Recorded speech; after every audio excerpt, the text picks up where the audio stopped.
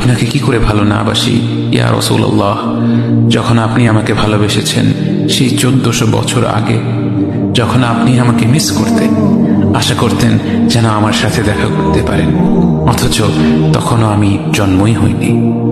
সেদিন সাহাবীরা আপনার চোখে পানি দেখে বলল, ইয়া রাসূলুল্লাহ, আপনি কাঁদছেন কেন?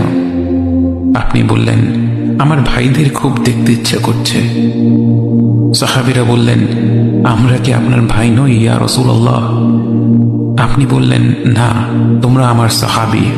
আমার ভাই হলো তারা যারা আমার পরে আসবে এবং আমাকে কখনো না দেখেও তারা আমাকে বিশ্বাস করবে। মৃত্যু শয্যায় শুয়ে আপনার অন্তরে এই চিন্তা ছিল যে আমাদের পরিণতি কি হবে। উম্মতি উম্মতি বলতে বলতে আপনি আপনার রবের নিকট ফিরে গিয়েছেন।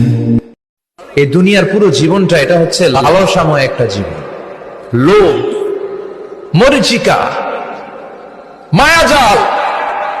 এই মায়াজালে আমরা আটকে আছি, ফলে মৃত্যুর কথা আমরা ভুলে গিয়েছি। পাগলের মতো ছুটছি, আরো টাকা লাগবে, আরো খ্যাতি লাগবে, আরো যশ লাগবে, আরো দাপট লাগবে। আমার এত টাকা দিয়ে কি হবে? এত সম্পদ দিয়ে কি হবে? এত ব্যস্ততা দিয়ে কি হবে? তোমার স্টপ, থামুন, অনেক হয়েছে। আন্না,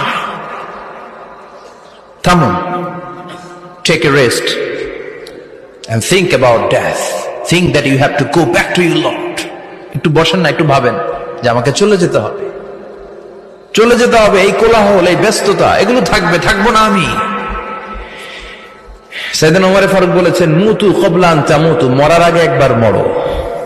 হাসিবু ক্বাবলা আন তুহাসিবু।